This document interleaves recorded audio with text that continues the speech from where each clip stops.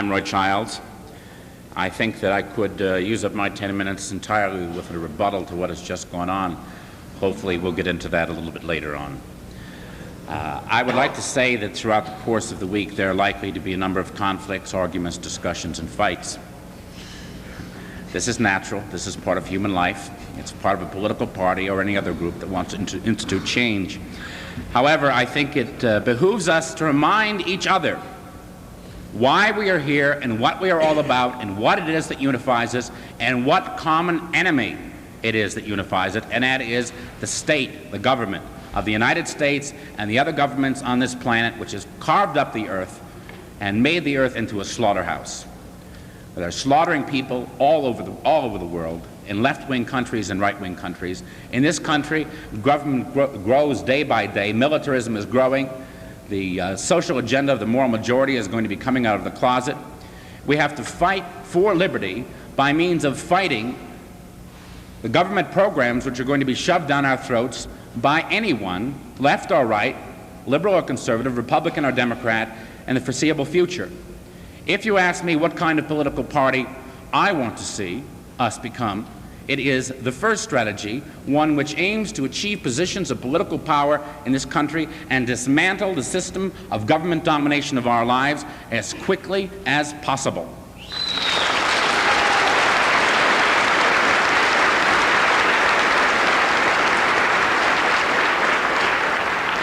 In short, I want a political party to achieve liberty, and if you want a model as to how we can begin that process, I know of no state that we can look at better than Alaska, where the work where Dick Randolph and Ken Fanning and so many others have been doing there have made gigantic progress in bringing not only our ideals but our policies and our programs to the views of the people of Alaska.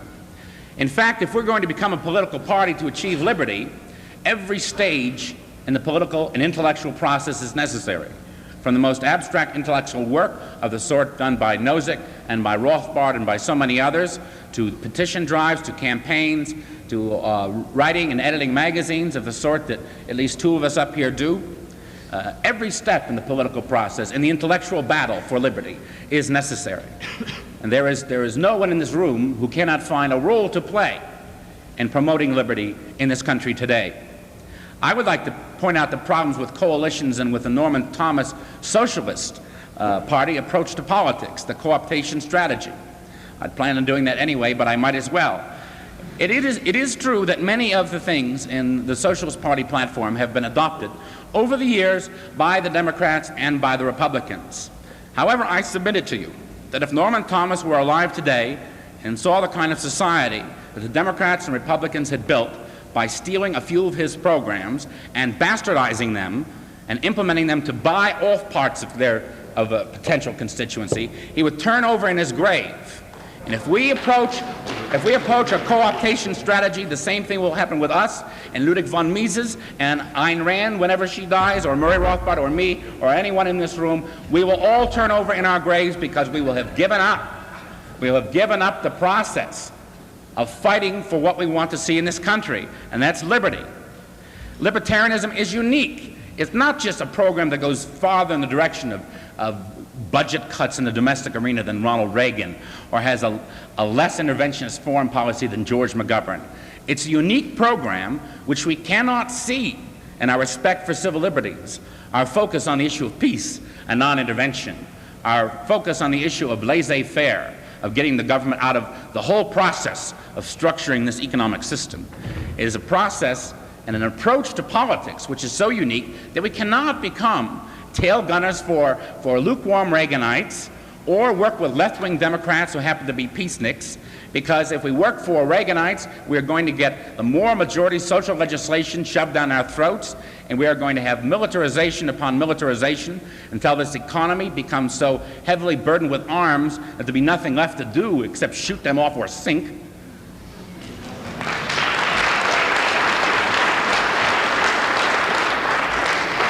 And as for those leftists and liberals, however many exist today, who want to cut back on the military, we can go along with that. And they talk about funding human needs. Well, I've got news for them. The real human need here is liberty, for people to live their own lives as they see fit. in America and elsewhere around the world.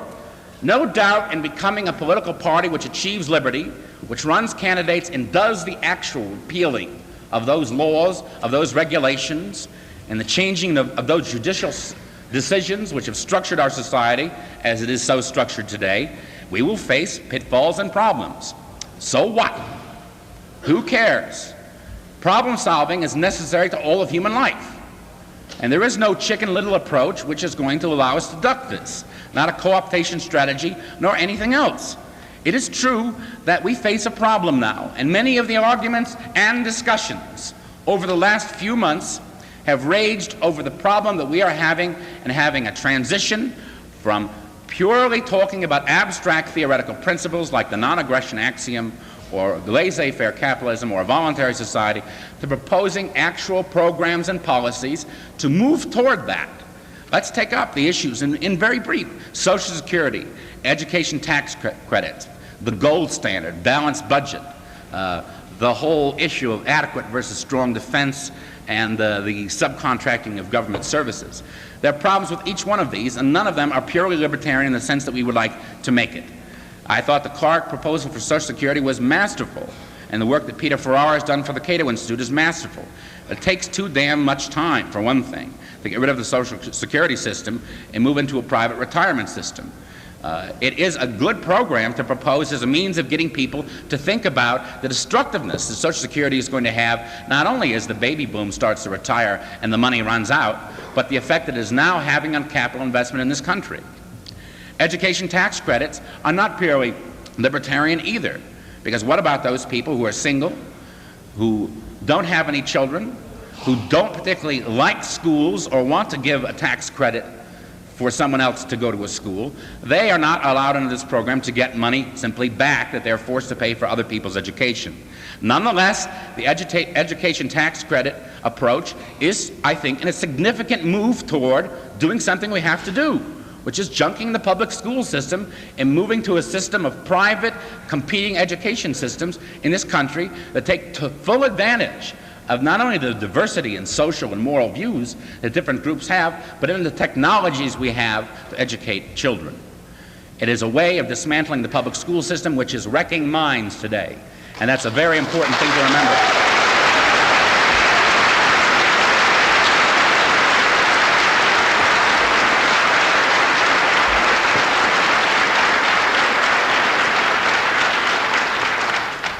The same thing could be said about any one of a number of things over which we've been quarreling. The gold standard, for example, is not a libertarian issue.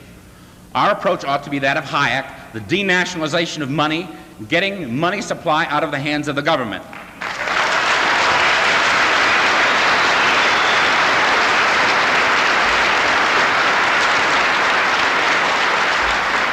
Nevertheless, I will concede that moving to a full, real gold standard would be a significant step in the direction of limiting the monetary manipulation and exploitation of the American people by the American government.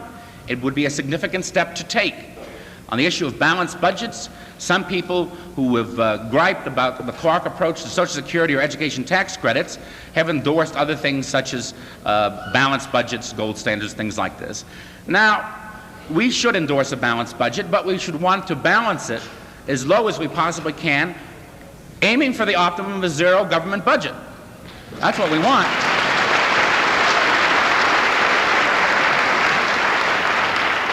I won't say much about the conflict between those who want an adequate versus a strong defense, because I don't even know what is being talked about here. I mean, there are so many differences among even educated, very well-read people in the issue of strategy, arms, and this sort of thing, that the whole issue of national defense is a can of worms. Nonetheless, these are important things for us to discuss in terms of how we ought to move, in addition to adopting a non-interventionist foreign policy, how we ought to move in the direction of our defense policy. What ought we to do? Should we junk the MX, the B-1, so on and so forth? These are important principal issues, but they're done as part of a policy to limit, restrain, and restrict government power whenever, however we can. I'll take a quick crack at Bob Poole. And the whole issue of subcontracting government services to private enterprise, this is not a purely libertarian program either. It's a variant of feudalism, so long as you retain government monopolies over certain essential public services.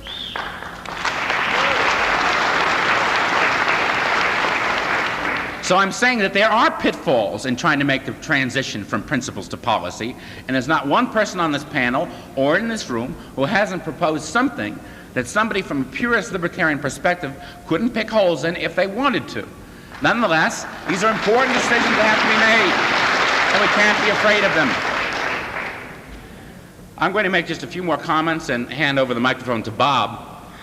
We've seen an awful lot of fighting, awful lot of arguing and infighting, and it's been particularly painful to me, and I haven't liked to see it, and I imagine many of you haven't either. I'm 32. I've been a libertarian since 1964, and I've been involved in the libertarian movement since 67 when I worked with Bob Lefebvre. It's a long time. I feel like an old man. I've always seen these sorts of fights, and they will continue. Partly this is because of what we might call the phenomenon of the new class in the Libertarian Party, a new class of intellectuals who will debate and argue endlessly, and I am one of them. I am one of them.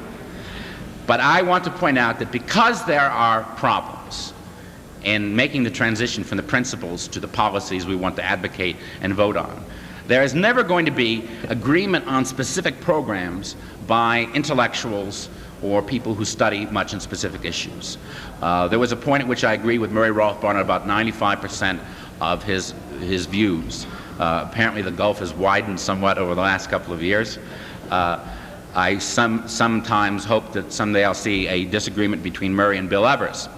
But for very large numbers of intellectuals, coming from as diverse roots as we have, you're not going to get specific agreement on specific programs and making the transition from principles to policies and programs. So the important thing to keep in mind, if we're going to be a political party that wants to achieve liberty, is we've got to avoid something. We've got to avoid the rule or ruin approach by anyone to specific policies.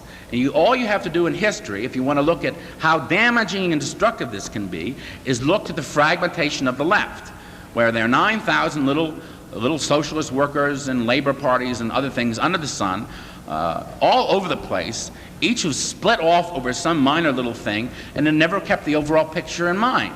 I think that we have to accept the fact that different candidates running for different offices are going to propose different specific programs and policies that they see, using their own best judgment, as being the best way to illustrate and implement the principles that we all uphold together.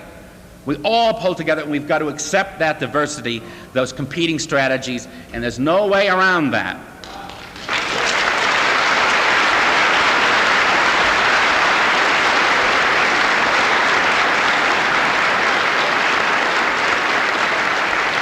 Let me say in conclusion that I think the short-term future is very bright indeed, and that's different from saying the long-run future. I think that is too. I say this speaking, incidentally, as the editor of a magazine which is shortly to go out from under my feet. So my optimism, I think, is far less personal than it is political and strategic. We have in political power now the leading man of the conservative movement, Ronald Reagan, who is attempting to implement his policies of minuscule budget cuts in the domestic arena, shuffling the budget around so that he's dumping trillions of dollars into so-called defense, which means arms, and spending more of the same on what Carter proposed, and wants to wreck certain elements of civil liberties as much as he can because he can't get out of his generation gap with the rest of the American people. That and his necessary alliance with a moral majority.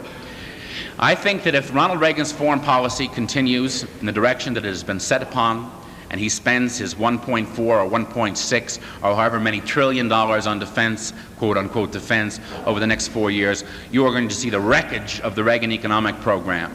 I think with the baby boom, with the younger generation being as pluralistic and diverse and having as different attitudes in the world as you can imagine and lifestyles, that any attempt to reimpose some puritanical, Calvinistic, moralistic, social attitude, the very idea that Jesse Helms is going to wave a wand and encourage teenage chastity.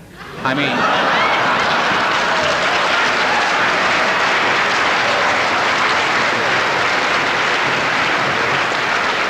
I mean, ladies and gentlemen, I can't wait to watch that one. So his foreign policy and his civil liberties programs are going to wreck his minor, minuscule improvements in economics. We have to be there to present a coherent package deal of non-interventionist foreign policy, of full respect for civil liberties and abolition of victimless crime laws, and we have to be there advocating not some neoconservative, conservative social welfare state that is more efficiently run than it was under Lyndon Johnson or Richard Nixon. We have to be there with a real alternative and a real political party to achieve liberty in our time. Thank you.